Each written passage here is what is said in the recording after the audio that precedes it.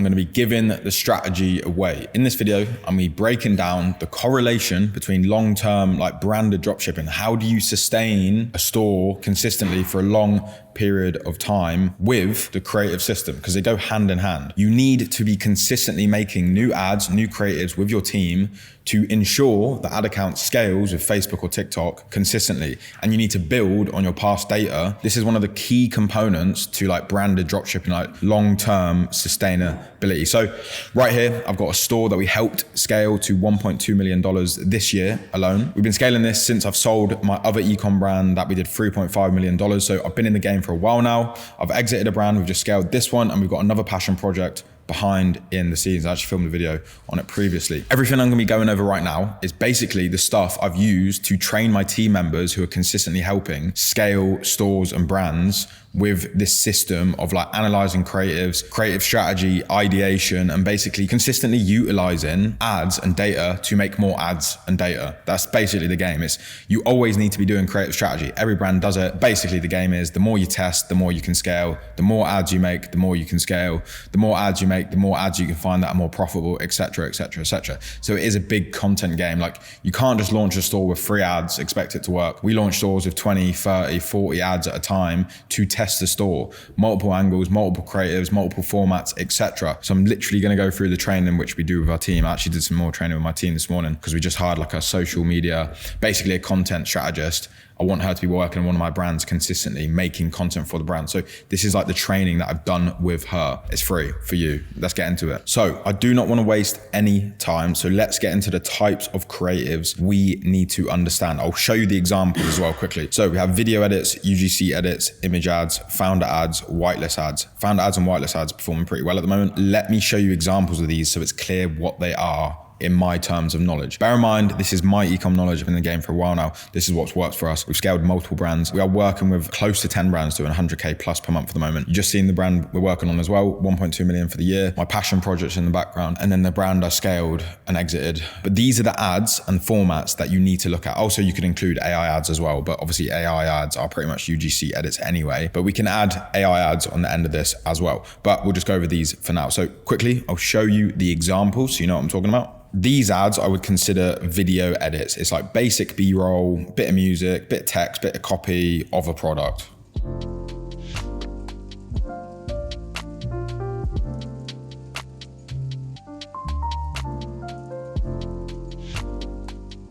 So that one there is an example of a B-roll video edit. Right, so this is an example of an image ad. Basically lifestyle image, product images, these are image ads, very simple, one type of ad. This would be an example of like a UGC edit.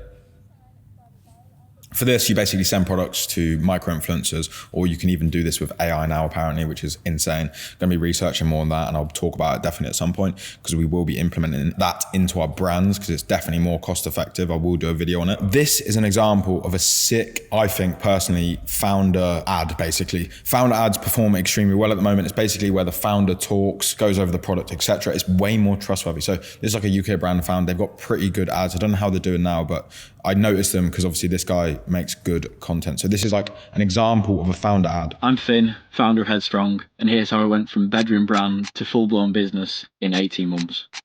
I was studying at university at the time and was looking to optimise my own training. I come from a background of sport, and in my teenage years was on the Olympic development programme at British Cycling before an injury ended all of that.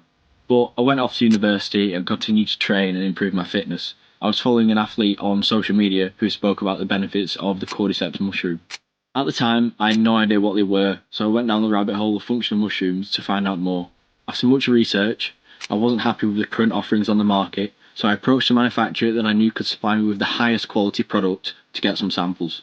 I tested the products on myself over the next few months and absolutely loved the benefits that I experienced. It was at this point that I had a bit of a light bulb moment, and I knew I needed to share the benefits of functional mushrooms with the world. So I took the risk, dropped my studies, and went full-time into pursuing the business. 18 months down the line, and now thousands of people use our products every month to help them with their sleep, energy, focus, and much more. If you're interested in what mushrooms can do for you, head over to the Headstrong website to find out more. So that is an example of a very good like founder ad. So basically he's selling a story. When you are a small company, you've got to think about it like this. What is the reason why someone is going to purchase you of an established brand? You are brand new, you have no trust, you have no reviews, etc. What is the reason going to buy for you? Either unique competitive edge, so you've got something that other big brands can't offer, or your story or your product. Story and founder ads works extremely well and it builds that trust of the small business to the new customer. So founder ads are a very good example. The next one I'm going to show you is whitelist ads. So whitelist ads are basically an example. This is more of actually like a media buying strategy, but it's also like influencer marketing kind of. But you basically run ads partnered. You see here, Mimi Nugan, it's kind of similar to Nugan. You basically run whitelist partner ads with influencers of your products with your store as well. So you are running ads with their Instagram, their Facebook, etc., with their own content they've made. So this is an example of like a whitelist ad. So you could send them the product, give them a script for a video or image ideas to create images of the product, and you run ads with their social media accounts, which works very well as well. There's quite a few brands doing that as well. So now we have gone over the ad types. Each ad has components. So I'm going over this basically because I want to describe to you the system. We need to understand the fundamentals first. So each ad, I'll go over the video ads first, has components. For example, video edit B-roll ads has a song, offer and copy, video structure, and project footage. So the type of footage you're using, what video is first, what is the text on the screen, and what is the song used and how it's edited. There is components to each ads. The components are very important to note because that's how you make variations.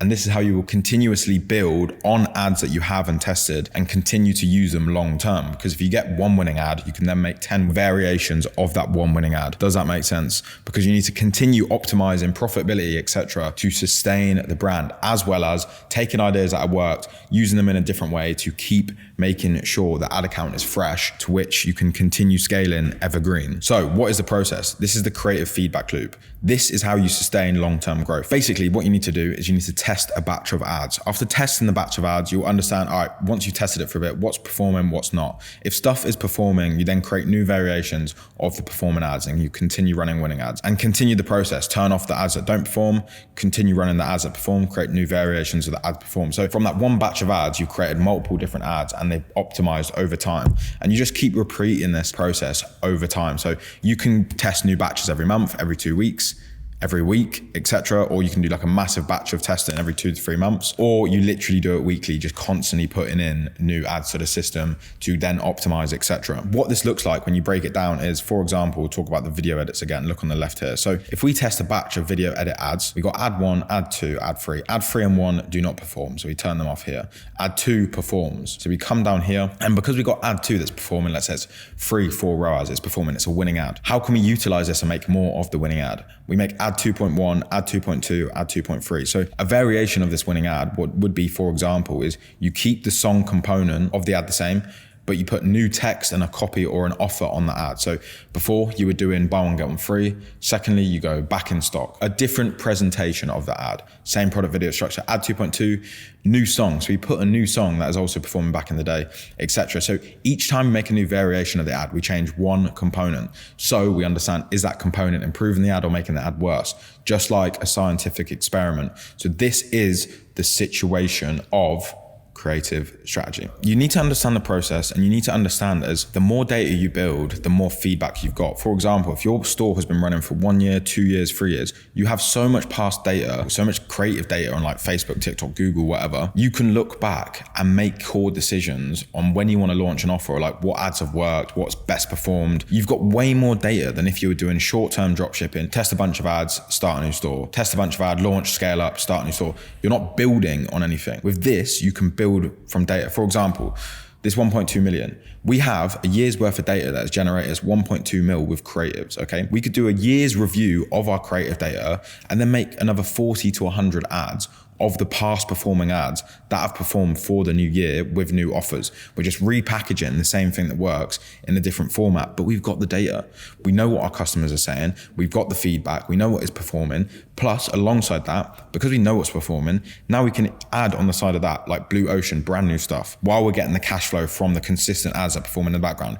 It's one big momentum thing. That is what long-term branded dropshipping is. You want to use the foundations and scale sustainably. Once we understand the process of like a content feedback loop, you need to systemize this within your business. So you systemize this within your business so you or one of your team members will consistently research the competitors of the market, research other brands that are not the same as yours, they're not direct competitors, and you build from stuff that you see other people working, but implement it into your own branding, own format, own offers, as well as utilizing your past data and building on from that. Plus, one little technique I like doing is like viral content like Reels, TikToks. If you like the idea, can you implement that into your ads or your product? And this is where we come into like the creative template, which I talked about last week, but I'll go over it again. Why not? Because it's important. So this is the creative strategy template. So the types of ads we can make are the competitor ads analysis, general niche variations, best performing ads, yours, doom scroll research inspiration, blue ocean ideas. So these are the types of ads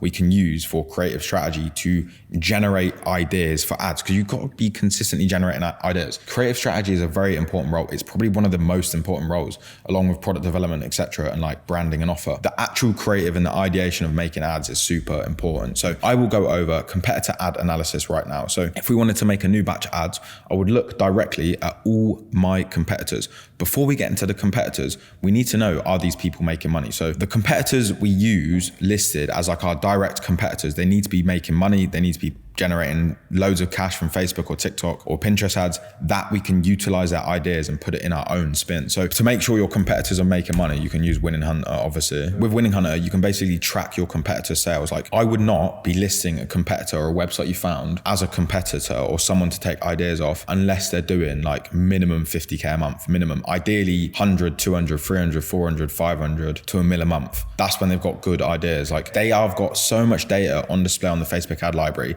that they've spent years and a lot of money testing. So the ads on their ad library will be performing well. Do you know what I mean? So this was one of the brands that we're looking at today, like the Prior. They've got loads of video ads, they've got UGC, they've got everything.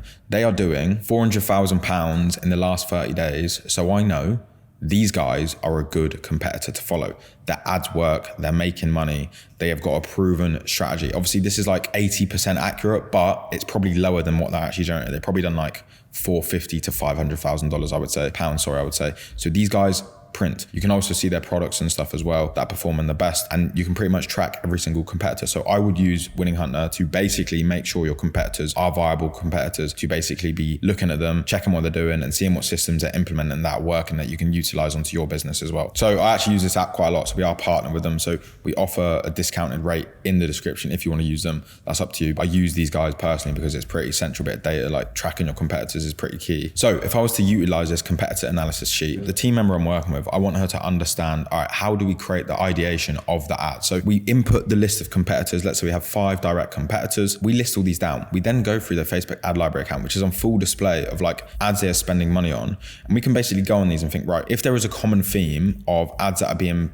pushed all the time. For example, these B-roll video ads seem to be very common with products like this sort of style. This will probably mean these ads are performing well. Like as you can see, like this bit of text copy is used like all the time, which means that copy in primary text probably performs pretty well. For the video ads, these perform well, which means we would do copy the ad link, and then when we are filling out the creative analysis template sheet, we would list all the high frequency ad links we think are performing, and we would break these ads down. What is the copy route? What music choices are you using? What are the offer types? And what is the ad format style? Image, UGC, AI, video style.